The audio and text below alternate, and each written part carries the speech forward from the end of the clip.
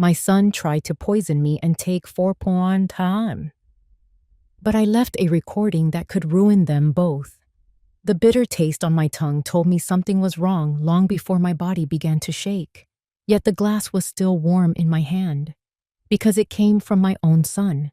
I walked to the sink, steadying myself, thinking of how many times I had trusted him with more than just my money. He thought the $4.5 million I earned in a lifetime was already his.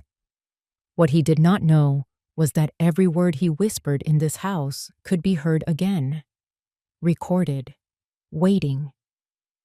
I had been silent for too many years, but that night, my silence started working against him. Before we continue, please subscribe to the channel and let us know where you are listening in the comments. Subscribe if you believe it is never too late to take back your life. The mornings in Annapolis had a certain rhythm to them. You could hear the hollow knock of sailboat masts against their lines before you even opened the door.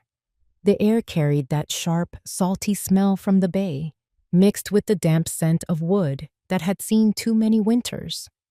I liked to start my day in the kitchen, letting the kettle heat while I read the paper. Tea, not coffee.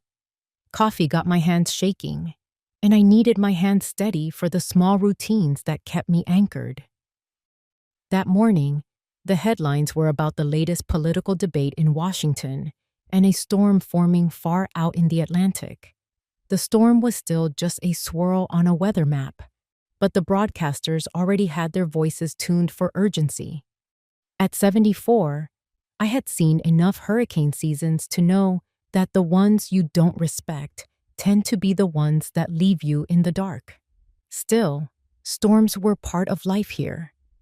The real trouble often came from much closer. I was halfway through the crossword when my phone rang. Evan's name lit the screen. My only son.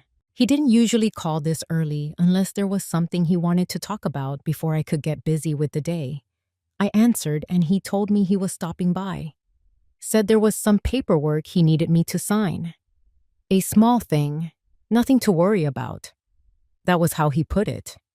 With Evan, small things sometimes turned into large things, especially when they involved money.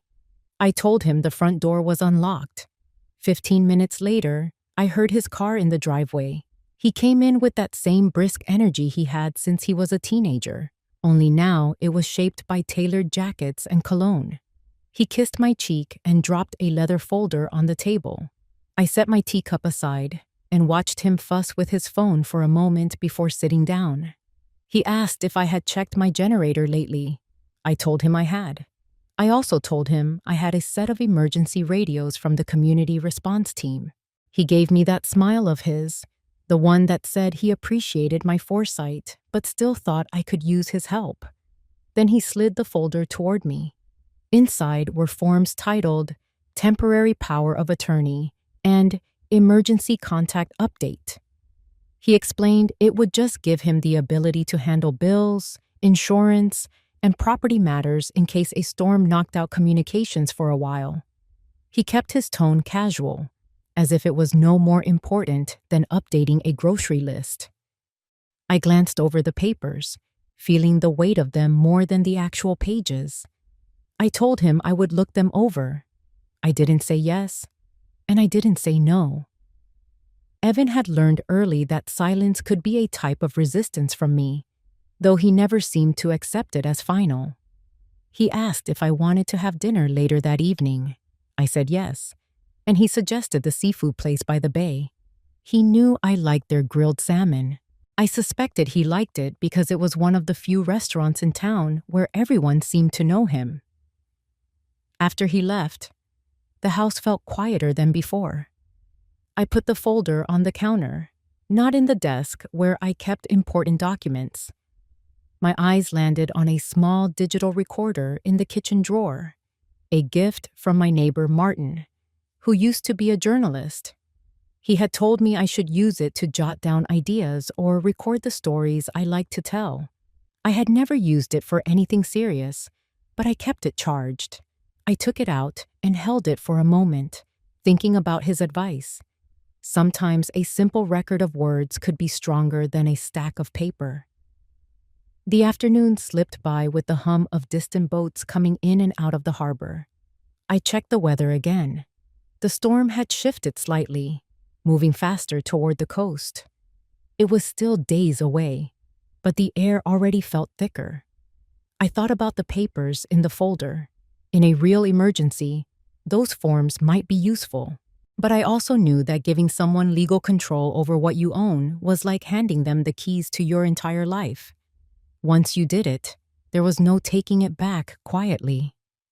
Just before sunset, I stepped outside onto the back porch. The light over the water had turned gold, and the first cool gusts of the season came off the bay. It reminded me of all the times I had stood in this very spot, waiting for my husband to return from a trip or for Evan to come home from school. The years had gone quickly. You don't notice how much changes until you look back at the person you used to be and realize she would barely recognize the life you have now. When the porch light flickered, I went inside and filled the kettle again. I set the recorder on the kitchen table. It sat there, small and unassuming, but I knew that if I ever needed it, it could hold more power than anything in Evan's folder. Outside, the wind picked up. The masts in the harbor tapped against their lines again, faster this time, as if reminding me that storms rarely give you time to prepare once they arrive. I poured my tea, sat down at the table, and let the sound of the wind settle in my mind. Something was coming. I just didn't know if it would be from the ocean or from inside my own family. The seafood place by the bay was crowded enough to drown out most conversations, but quiet enough that you could hear the water lap against the docks if you paid attention. I arrived first. The hostess knew me by name, led me to a corner table where I could see both the entrance and the boats outside. It was a habit I had picked up over the years, choosing a seat that gave me the best view of everything without making it obvious. Tara was already there. She had a way of arriving early, as if to set the tone before anyone else walked in. Her hair was loose around her shoulders, and she wore a soft gray sweater that matched the overcast sky outside. She smiled warmly when she saw me, stood, and gave me a quick embrace. Her perfume was light, nothing cloying, but it lingered just long enough to remind you she had been there. Evan came in a moment later, apologizing for a phone call he had to finish outside. He slid into the seat beside Tara, placing his phone face down on the table. The waitress brought menus, but we all knew what I would order. I said I would take the grilled salmon with roasted vegetables. Evan ordered the same. Tara chose a salad, but asked for a side of baked crab dip. It was the kind of detail she knew would make conversation later, something to talk about in that effortless, social way she had. We talked about the weather first. The storm offshore was gaining strength, moving faster than expected. Tara mentioned her concern about power outages, the risk of spoiled food, the hassle of finding ice when everyone else was looking for it too. Evan nodded, but kept circling back to the idea of being prepared in every way. He mentioned the forms again, lightly, as if slipping them into the conversation without putting weight on them. He said it would be easier if things were in place ahead of time. I let him talk, keeping my eyes on the silverware as I adjusted it on the napkin. When the food came, the salmon was perfect, the edges crisp from the grill, the inside tender. The scent of lemon and dill rose with the steam. I took my time with it. Across the table, Tara poured herself a glass of white wine and offered some to me. I took a sip.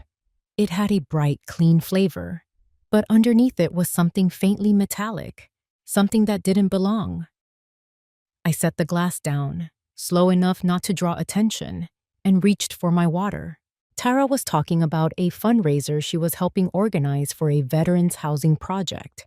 She had a way of weaving her words so that her generosity sounded natural, never staged. She described the guest list, the location, and the silent auction items.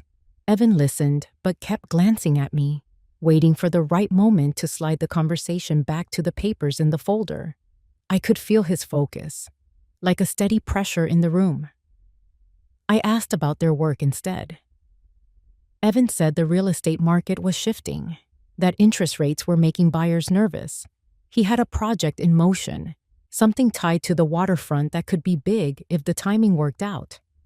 Tara added that they were working with people who could make the process smooth, people with influence. She didn't elaborate, but the way she said it told me she was proud of those connections.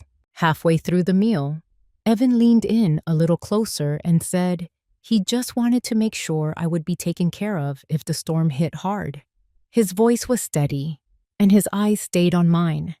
It sounded like concern, but there was an undercurrent I had learned to notice over the years.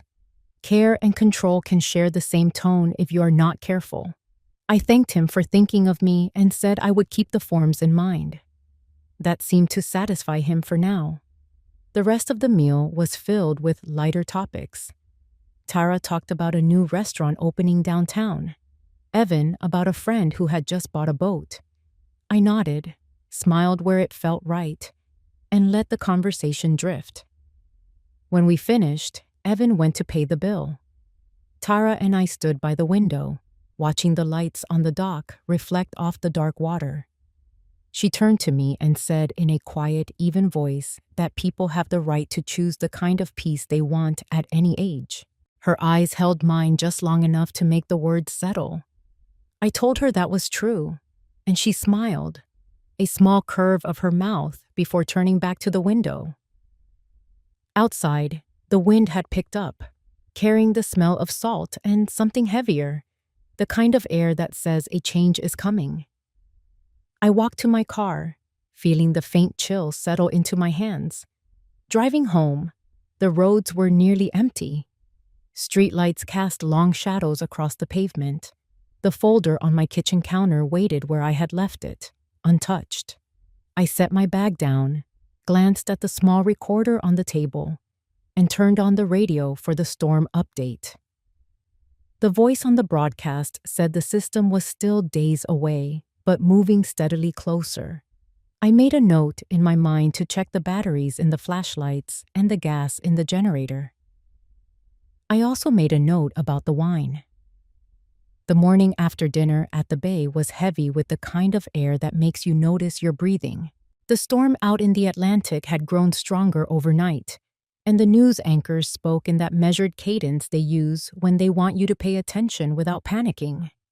I set the radio on low while I made breakfast, listening as they talked about wind speeds and possible track changes. The word landfall came up more than once. I had already planned to join the community emergency team for the morning drill at the shelter. We met in the high school gym, where rows of folding tables were set up with first aid kits, flashlights, and boxes of bottled water. I helped a friend secure a splint during the first aid refresher, then checked the contents of the radio bin. People were in good spirits, but you could feel that quiet edge in the room, the understanding that this might not just be a drill in a few days. Martin was there, wearing the same navy windbreaker I had seen him in for years. On our way out, he asked how dinner had gone. I told him it was fine. He raised his eyebrows slightly, but didn't press. I mentioned the wine and how it had tasted off. He paused, then reminded me that Maryland law allowed for one-party consent in recording conversations. His voice was low, even, the way you speak when you want someone to hear every word without the distraction of emotion. He suggested that if I ever felt uncertain again, I should keep a record. Information, he said, is best gathered quietly and stored carefully. By the time I got home, clouds were thickening over the bay. I checked the weather updates again, then glanced at the camera feed from my front door. There was a clip from the night before. It showed Evan walking a man to the driveway after leaving my house. The figure was partly turned away from the camera, but the detail that caught my eye was the tie clip glinting in the porch light. It had a small emblem shaped like a boat dock. It was nothing I recognized from Evan's usual business circle. The rest of the afternoon, I kept to small tasks, making sure the generator was fueled, checking the pantry, charging spare batteries. In the back of my mind, the image of that tie clip stayed. It was a reminder that there were parts of Evan's life I hadn't been invited into, and lately those parts seemed to be growing. Later that evening, the wind picked up, rattling the windows in their frames. I had just finished tidying the kitchen when the sound of tires on gravel came up the driveway. Evan stepped in carrying a plastic bag with medical supplies. He said he had been at the pharmacy and thought I might want extras on hand. We sat in the kitchen while the rain started to tap against the roof. He asked again about the forms, saying it would be smart to have them ready in case the storm caused damage or delays in communication. I told him I would think about it. He nodded but lingered on the subject longer than necessary, circling it the way a fisherman circles a good spot before casting a line. I changed the subject, asking about his work. He spoke about a waterfront project, how permits were hard to get, but worth the effort if you had the right people involved. His tone carried a kind of confidence that comes from having pieces in motion. But there was also an impatience there, like someone waiting for a door to open that he couldn't push himself. After he left, I walked through the quiet house, checking that the doors were locked. I paused at the staircase, running my hand along the smooth wood of the banister. The house felt steady, but storms have a way of testing things you take for granted. I went into the bedroom and opened the drawer where the small recorder sat. Martin's words echoed in my mind. Quietly and carefully, I set it on the nightstand, then took another device from the kitchen drawer and placed it in the cabinet near the dining room. It was a small step, but it felt like drawing a line, one that no one else could see. The wind outside was stronger now, bending the trees along the water. I closed the blinds and poured a glass of water, thinking of the tie clip again, the way it had caught the light for just a second. I didn't know who the man was, but I knew that nothing about Evan's life was ever without purpose. That kind of meeting didn't happen without a reason, and reasons often had a way of showing themselves if you were patient enough to wait. I went to bed with the radio on low, the voice of the forecaster fading in and out with the signal. Sleep came in light waves, the kind where you wake often enough to keep track of the hours. Each time I stirred, I could hear the wind at the edges of the house, steady and growing. Somewhere in that restless night, I decided that whatever this storm brought, I needed to be ready for more than just the weather. By late afternoon, the wind had a restless edge to it, brushing against the windows in short, sharp bursts. The bay was darker than usual, its surface rippling under a low, steel-colored sky. The radio kept repeating the same track projection for the storm, but with each update the timing shifted closer. I checked the batteries in the flashlights again and moved a few things away from the windows. The house felt prepared, but I could not shake the sense that I was waiting for something else entirely. The power flickered once just after sunset. The lamps dimmed, came back, then steadied. I lit a candle on the kitchen counter anyway. The air had that quiet, hollow quality storm, as if the world was holding its breath. I put on a sweater and was about to settle with a book when I heard a faint creak from upstairs. It could have been the wind or the house adjusting, but it was not in rhythm with the weather outside. I moved toward the staircase, careful on each step. Halfway up, another sound came from my study. It was softer this time, like paper being shifted or a drawer sliding closed. I reached the top of the stairs and saw that the door was open. My study door is never left open. Inside, the light from the hallway spilled across the floor. The desk drawer that held my personal files was half open. Before I could speak, a figure moved out from behind it. Evan stood there, one hand still on the drawer, the other holding a folder he had no reason to touch.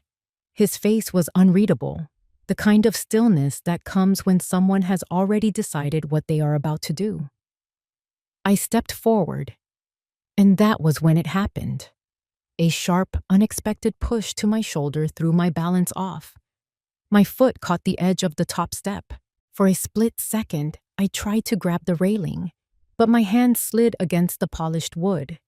The world tilted, and the sound of my body hitting each step filled the stairwell. I landed hard at the bottom, the back of my head striking the floor, the shock radiating through my ribs. The pain came fast, hot, and deep, making it hard to draw a full breath. Through the haze, I saw Evan coming down the stairs. His voice was calm, telling me I must have lost my footing. He bent over me, but his eyes flicked toward the study door upstairs before meeting mine again. I could smell the faint trace of his cologne, and underneath it, something metallic from the drawer he had been touching. The next thing I remember clearly was the glare of hospital lights. A nurse was adjusting a monitor by my bed. My ribs burned each time I inhaled, and my head felt heavy, stitched tight where it had struck the floor. Evan sat in a chair near the wall, his jacket folded neatly over his lap. He told me the doctor said I had a mild concussion and 2 cracked ribs. He added that I was lucky it was not worse. His tone was even, as if he had rehearsed it. Tara appeared in the doorway not long after, holding a paper cup of coffee. She stepped in with a look of concern that fit perfectly on her face. She asked if I was in much pain, then quickly shifted to saying they could stay at the house with me for a while to help. Her words were smooth, suggesting it would be easier for everyone if I rested and let them handle things. She mentioned the storm again, how dangerous it would be for me alone if the power went out. I listened without responding, focusing instead on the pulse of pain along my ribs.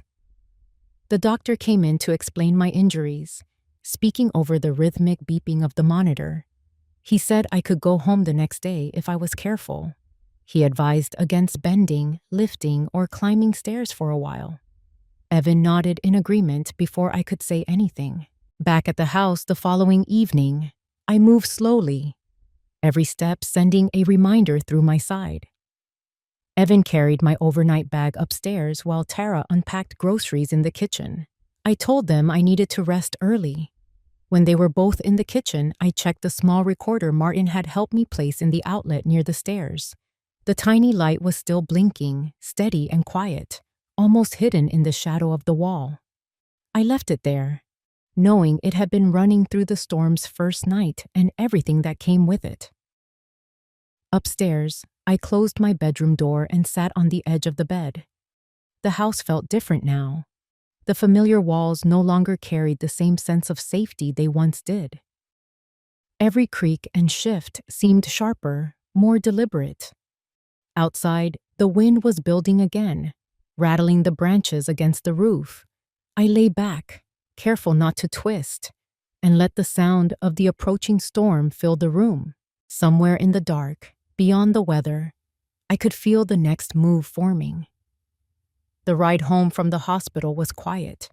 Evan kept his eyes on the road, both hands on the wheel, while Tara sat beside me in the back seat, speaking softly about simple things.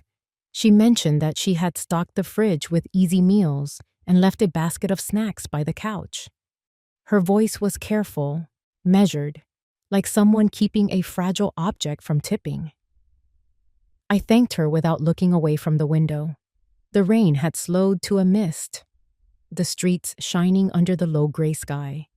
When we reached the driveway, Evan helped me out of the car. His grip was firm, almost too firm for my bruised ribs. Inside, I lowered myself onto the couch and let them move around me, putting away groceries, tidying things that didn't need tidying.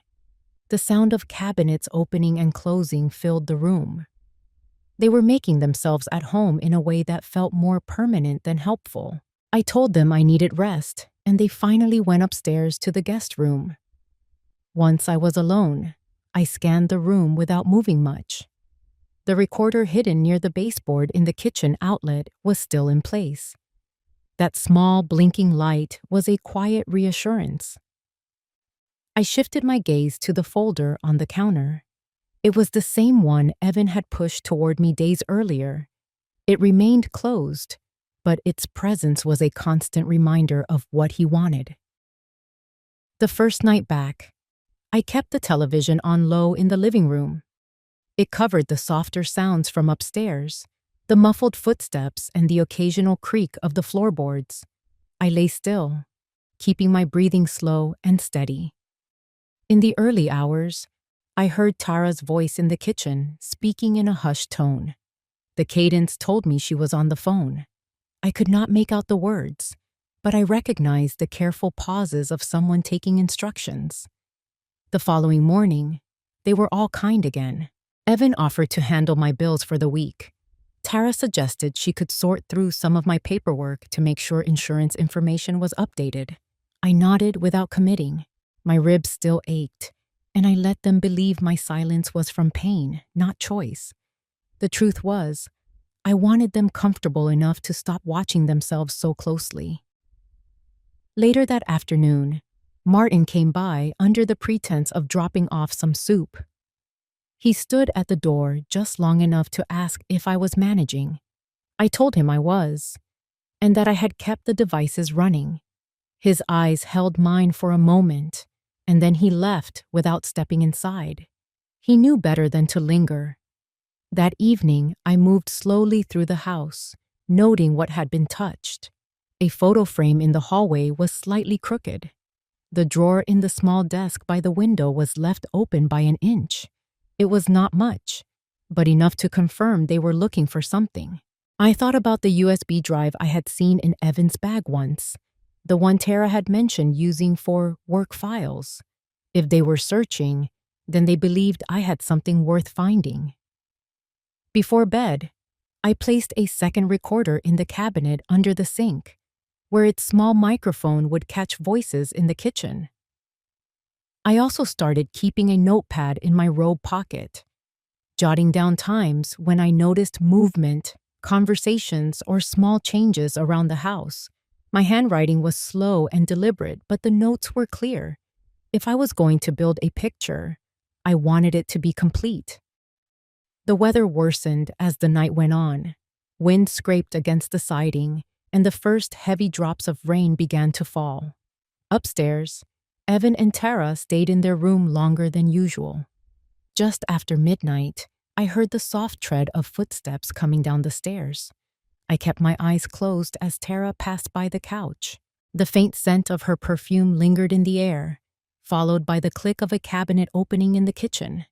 A moment later, she was gone again. I waited until the house was still before reaching for the notepad. The entry was short but specific. 12:07 a.m. Tara in kitchen. Cabinet opened. I slid the notepad back under the blanket and let the sound of the rain mask my thoughts. The next day, Evan suggested we review my emergency documents together. I told him I would need more time, that the pain made it hard to focus. He gave a polite smile, but I could see the flicker of impatience in his eyes. Tara busied herself making tea, her movements quick and efficient. They both stayed close for most of the day, which made me even more certain they were waiting for a moment when I would lower my guard. By the time evening came, the storm outside had fully settled over the bay. The lamps swayed on the porch, their chains clicking in the wind. I sat in the armchair, my notepad in my lap, the small recorder near the stairs still blinking. The house felt like it was holding two separate conversations, one in the open and one in the shadows. I was listening to both. It started in the middle of the afternoon, a sudden flicker in the lights that made the whole house feel like it had inhaled sharply. I was in the living room, my notepad open, jotting down the time. Outside, the sky had turned an unsettling shade of greenish gray, the kind of color that made you think of sirens and weather warnings. Then the power cut out completely, and the only sound left was the hum of the wind pressing against the windows. I stayed still for a moment, letting my eyes adjust. Somewhere upstairs, a door opened and shut. The creak of the staircase followed, slow and deliberate. Evan appeared in the dim light, his face shadowed, but his voice overly casual as he said he was going to check the breaker. Tara stayed in the kitchen, moving quietly. I could hear the faint clink of glass. Without electricity, the house felt smaller, as if the walls had moved in. I reached for the flashlight I kept tucked between the couch cushions and turned it on, sweeping the beam briefly toward the kitchen. Tara's hands were busy over the counter. She froze when the light crossed her face, then smiled too quickly, asking if I needed water. I told her no, letting my voice carry just enough warmth to keep her comfortable. The recorder in the kitchen was battery-powered, something Martin had insisted on when we set it up. I reminded myself of that as I sat back in the chair. The devices were still working even if the rest of the house wasn't. That thought steadied me. The wind outside picked up, rattling the loose pane in the back door.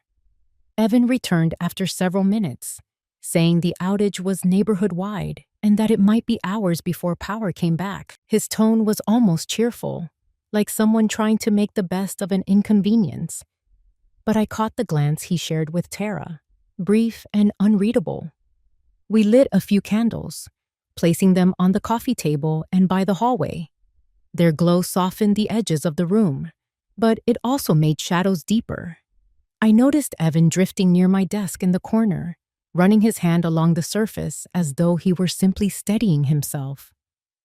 When he leaned toward the drawer, I spoke up, asking if he could bring me another blanket from the closet. He hesitated, then nodded and walked away. The storm outside intensified. Rain slapped against the siding, and the trees groaned under the weight of the wind. Every so often, a low rumble rolled through, shaking the floorboards just enough to be felt in the soles of my feet. Tara sat across from me, sipping tea she had made on the gas stove. She didn't meet my eyes often, preferring to watch the flicker of the candle. After a while, Evan suggested we all stay in the same room for warmth. I agreed, even smiled faintly, but my mind was on the recorder tucked beneath the sink in the kitchen. The candlelight wouldn't hide the microphone, but its size and placement meant they would never think to look for it. If they thought I was resting, they might speak more freely. Near dusk, the storm seemed to shift, its rhythm changing from relentless to uneven bursts. That was when they made their move. I had stepped into the hallway, pretending to adjust a coat on the rack, when I heard Evan's voice low and urgent. Tara responded in a whisper, but the words carried enough to reach me. They spoke about the documents again, about needing to finalize things before the end of the month. Evan mentioned the bank. Tara mentioned my medication, her tone sharper this time. There was a pause, then a sound I recognized from the kitchen cabinet door. My chest tightened. I eased back toward the living room without making a sound. By the time they returned to me, their faces were calm, their voices easy. Evan said the wind was letting up. Tara asked if I wanted to play cards to pass the time. I agreed, though my focus was elsewhere. I was thinking about the recorder and what it might have captured in those minutes when I had been out of sight. The power returned just before nightfall, the sudden blaze of light almost startling after hours in the dim.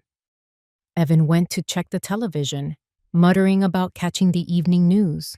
Tara cleared the cups from the table, her movements quick but not hurried.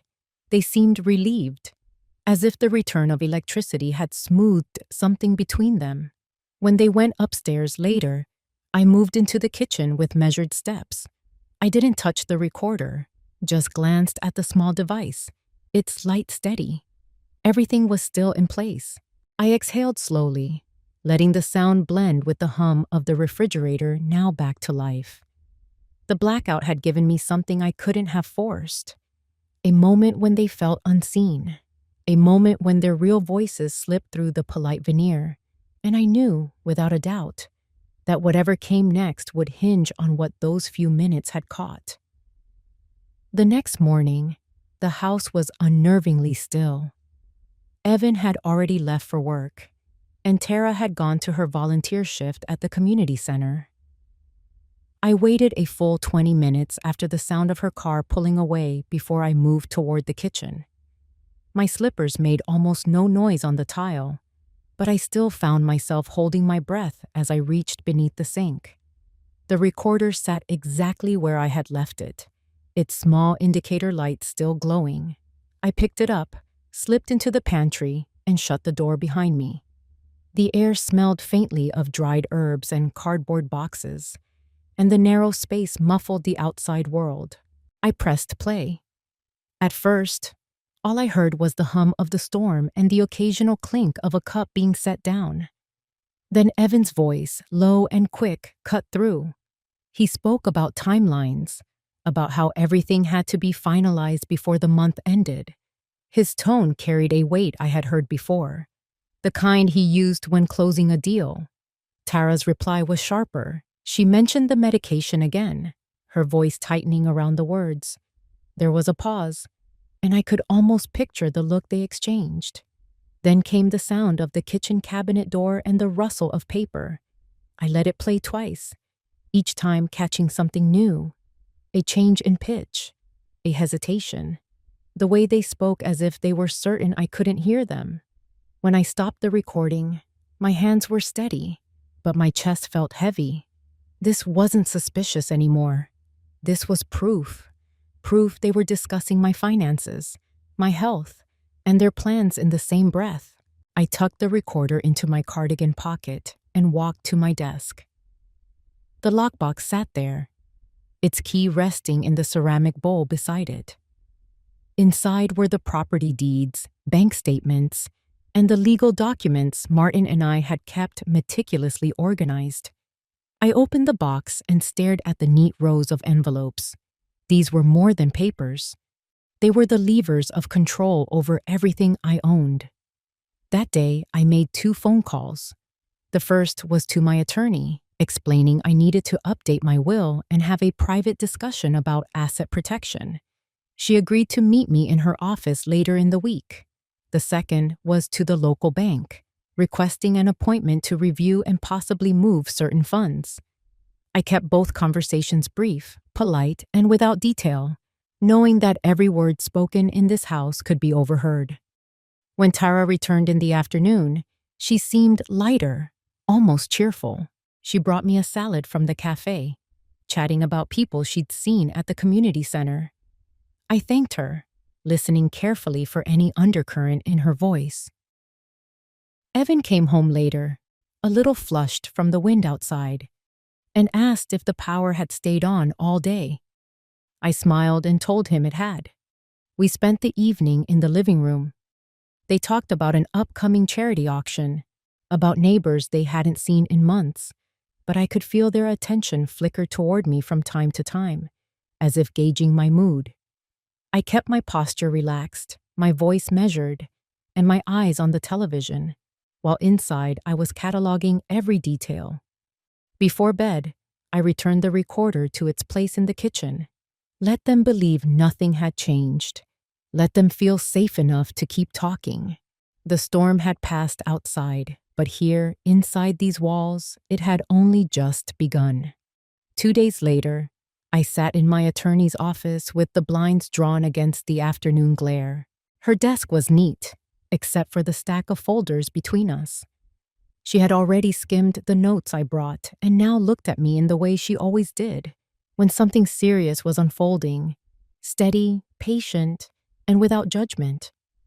I told her I wanted every part of my estate reviewed, updated, and, where possible, shielded.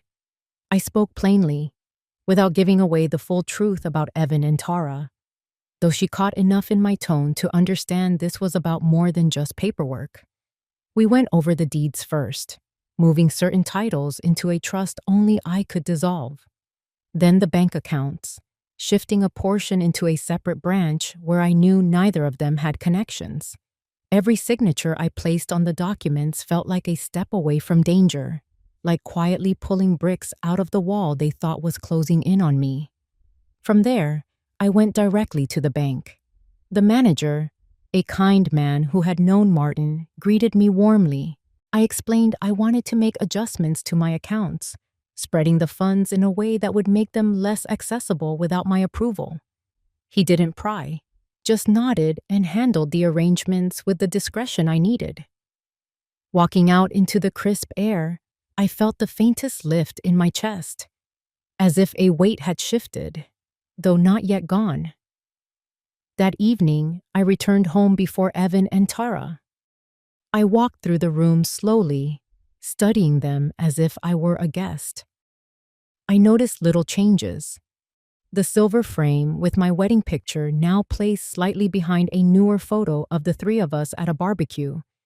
The cookbook with Martin's handwriting tucked a shelf lower. Small, almost invisible acts. But I saw them.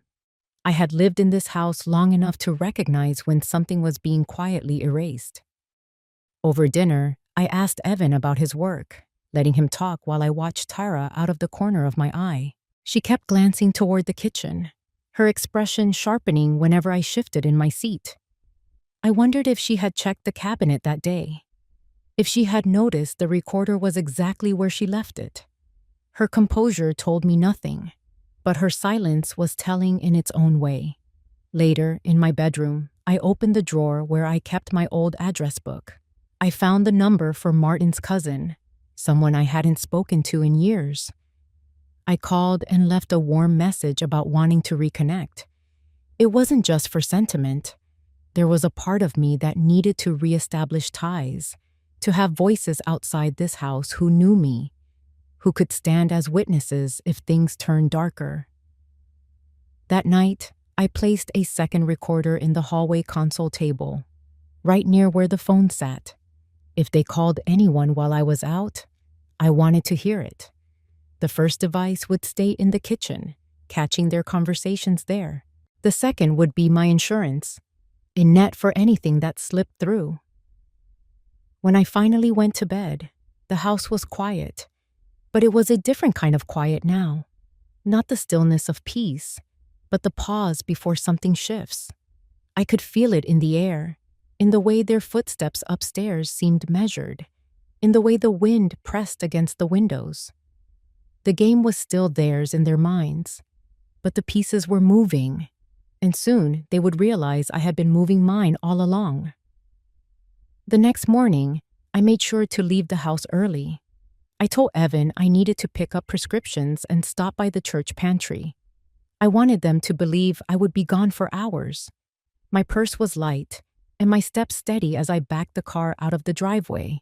But instead of heading into town, I circled around the block, parking 2 streets over where I could not be seen from the house. The air was cool and damp, the kind that carries sound farther than you'd expect. I sat with my hands wrapped around the steering wheel, counting the minutes until I thought it was safe. Then I walked back toward the house, keeping to the side yard, my shoes crunching softly against the gravel. From there, I slipped inside through the back door, silent as a shadow, and went straight to my room. The recorder in the hallway had been running since the night before. I pressed the stop button, replaced it with a fresh memory card, and tucked the device back exactly as it had been. My heart thudded in my chest, not from fear of being caught, but from the cold anticipation of hearing what had been said when they thought I was gone. That evening, after the house had settled into its usual rhythm, I sat at my desk with the recorder in my lap. The first few minutes were empty, just the faint hum of the refrigerator and the creak of the floorboards. Then, a voice. Tara's, sharp and low. She was speaking on the phone. Her words clipped. I leaned closer, straining to catch every syllable. She told someone that things were moving slower than they hoped, that I was still sharper than I let on. She mentioned Evan by name, saying he needed to find another way if I kept resisting. My grip on the recorder tightened. She laughed once, a short, humorless sound, then lowered her voice further. She spoke about timing it and keeping her quiet until everything was in place. There was a pause, and then Evan's voice joined hers. He sounded impatient, almost frustrated, saying something about not wanting to wait through another holiday before it was done. They discussed papers, access, and at one point, Tara said she could handle it if Evan was too worried about being the one to act. I sat there for a long moment after the recording ended, the quiet of my room pressing in around me. It was one thing to suspect.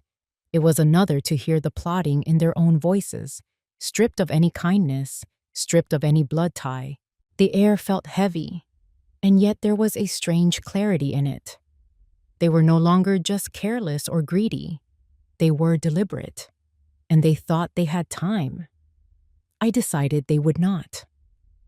The next day, I called my attorney again, asking her to prepare a set of documents that would further limit any access they might have to my affairs. I also arranged for a safety deposit box in a different bank. Into it, I placed a copy of the recordings, along with a sealed letter detailing events from the moment I first suspected foul play. The original stayed with me, hidden where I knew they would not look. That night, over dinner, I listened to them talk about everyday things. Tara complained about the grocery store being out of a certain wine. Evan discussed a project at work. But now, every glance between them, every pause, every measured word carried a weight I could read. They believed they were patient hunters. I knew they were walking toward a trap they could not see. I cleared the dishes, smiling faintly when Tara offered to help, then refused. In my mind, I was already setting the next step in motion. They would continue their quiet plotting, thinking I was simply fading into the background. But I was wide awake, every move calculated, every breath measured. And soon, they would understand the danger of underestimating a woman who had once kept an entire family together. The morning after I heard their voices on the recording, I moved through the house with a quiet purpose. The routine looked the same from the outside, but underneath, every action was deliberate. I brewed my coffee, tidied the kitchen, and folded the laundry, all while considering how to push them just enough to reveal themselves without forcing a direct confrontation too soon. They needed to believe they still had control. That afternoon, I placed a phone call within earshot of Tara, letting my voice carry just enough. I told the person on the other end that my attorney had advised me to review my estate plans and that she would be coming by later in the week to go over a few changes. I knew Tara's ears would sharpen at the mention of changes, though I didn't look her way. I simply carried on with the conversation, as if unaware of her presence. Later, I went into town and stopped at the florist, buying a bouquet of lilies and a small arrangement of roses. I took the long way home, giving them time to stew in whatever conversation they might be having. When I returned, Tara was in the kitchen. Her smile stretched too wide, her eyes too still. She asked about the flowers, and I told her they were for an old friend who had always loved lilies. I left it at that, letting her mind wander to whatever conclusions suited her. That night, I wrote in my journal, documenting everything: the call I made, her reaction, the sudden shift in her tone. I had learned over the years that small provocations could reveal more than direct accusations. People showed their true intentions when they thought someone was about to change the rules on them. The following day, I arranged to meet with my attorney at the house instead of her office. I made sure the meeting took place in the sunroom, with the doors open enough for voices to carry down the hall. We spoke plainly about setting up new safeguards, about ensuring that certain accounts and properties remained inaccessible to anyone but me. My attorney was discreet, but she understood the importance of letting certain words be overheard. It was a delicate balance, enough to stir the water, but not so much as to send them into hiding. After she left, the house felt different. Evan came home early, something he rarely did midweek. He lingered in the kitchen longer than usual, asking casual questions about my day, about whether I was feeling well, about the meeting. I answered in short, steady sentences, never offering more than he asked, watching the flicker of calculation in his eyes. That evening, I decided to set another layer of bait. I left an opened envelope on the desk in the study, with a visible letterhead from the bank. The paper inside was nothing more than a routine statement, but from a distance, it could easily be mistaken for something important. Then I waited. Before long, I heard the faint creak of the study door, the muffled shuffle of footsteps, and the quiet slide of paper against wood. I stayed in the kitchen, letting the sound travel to me like a whispered confession. The days that followed were a careful dance. I kept my steps slow, my voice calm, but I placed small, deliberate signs of change in their path. A new key on my ring, a locked drawer in the bedroom, an offhand mention of visiting an old friend in another town. Each one was a pebble in the water, sending ripples they could not ignore. By the end of the week, I could feel the tension in the air like the charge before a storm. They were watching me more closely now, speaking to each other in shorter bursts, their laughter forced and brittle. I had seen this kind of tightening before, in business, in family disputes, in the quiet wars that played out behind closed doors. It meant the moment was approaching when one side would make a move. I was ready. The recordings were secure, the documents in order, and my steps planned. They believed they were drawing me into their game. They had no idea I was the one who had set the board. It was a Thursday evening when the first real crack appeared, not in the privacy of our home, but out where others could see it. I had decided to attend a small fundraiser at the local community center, something I rarely did these days. It was for the library renovation, and I thought it would be a harmless outing. But I had another purpose. I wanted to see how they would behave when the eyes of the town were on us. I invited both Evan and Tara to join me, knowing neither of them enjoyed such events unless there was something in it for them. Evan hesitated at first, then agreed, no doubt calculating that it would be a good chance to be seen as the attentive son. Tara followed along with her usual bright smile, though I caught the faint hesitation before she answered. The room was warm with conversation and the faint scent of coffee and baked goods. I moved through it slowly, greeting old friends and neighbors, keeping my tone light, but my mind alert. Evan stayed close at first, hand on my elbow as if guiding me, but really it was to keep me within his reach. Tara drifted nearby, her eyes scanning the room with a watchful edge. It happened when a board member I had known for years asked me about my family. I smiled and said they were well, then added, in a casual tone, that I had been making some changes lately to ensure everything was organized for the future. I didn't elaborate, but the words were deliberate. I saw the way Evan's jaw tightened, the flicker in Tara's gaze before she glanced quickly away. A little later, one of the local bank managers approached me to say hello. We spoke briefly about a charity account I had set up years ago, and she mentioned she would call me soon to go over some updated paperwork. She meant nothing by it, but I felt the shift immediately. Evan's voice came in, smooth but edged, asking if I needed any help with those accounts, reminding me, loud enough for the table next to us, that he had handled things for me before. I kept my smile steady and told him it was all under control. By then, the tension was subtle but visible. Tara had moved to stand closer, her hand on Evan's arm, her smile stretched too far. They looked like a couple guarding a secret they didn't want exposed. Around us, the small talk carried on, but I could feel the undercurrent of their unease. After the speeches, I excused myself to the restroom, taking a longer route past the coat room where my small recorder was hidden in my purse. I didn't need to use it just yet, but I wanted to be sure it was ready.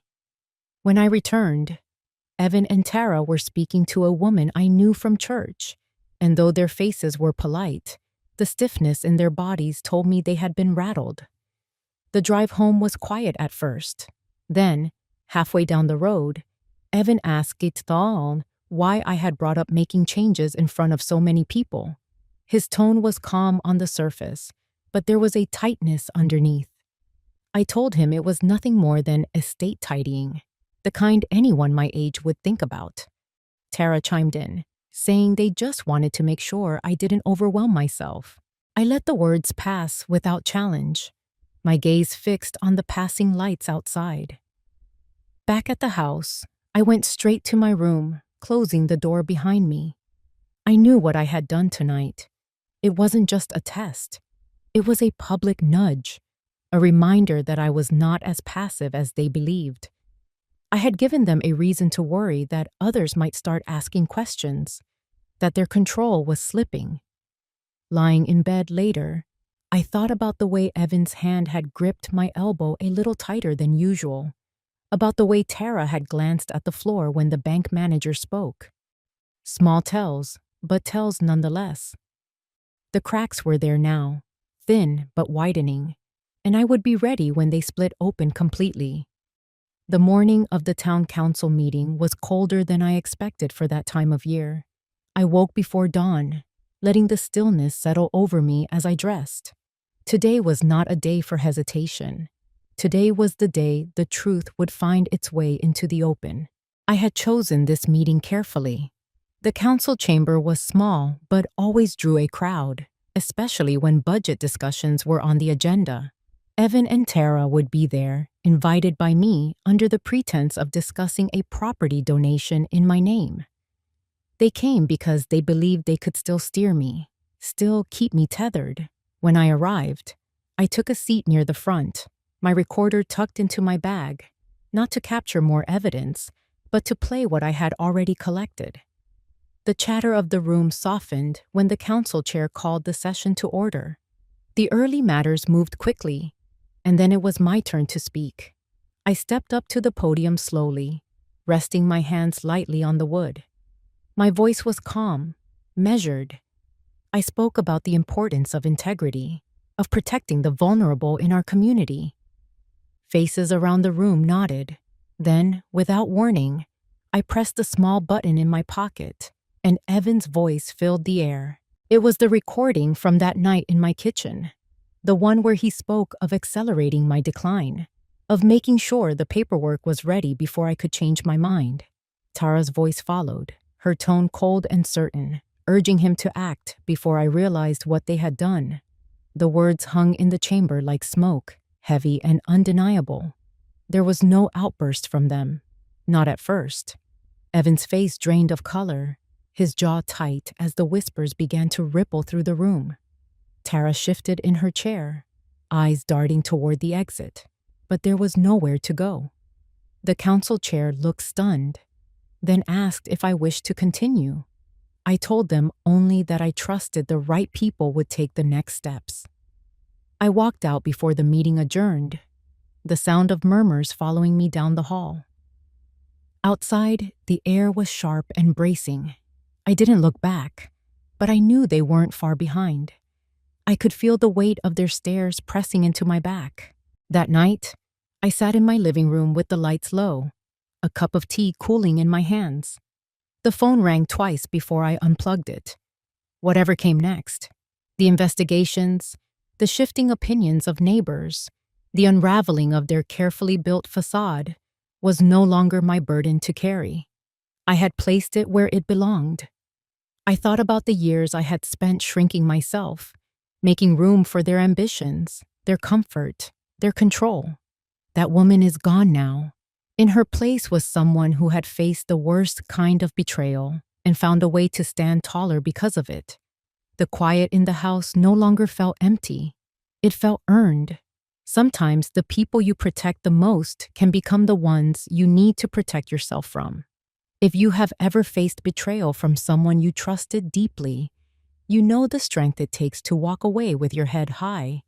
If you enjoyed this story, please like the video, subscribe to the channel, and comment one below. If not, feel free to comment 0 so we know and can improve future videos. To hear the next story, click the box on the left. Thank you for watching.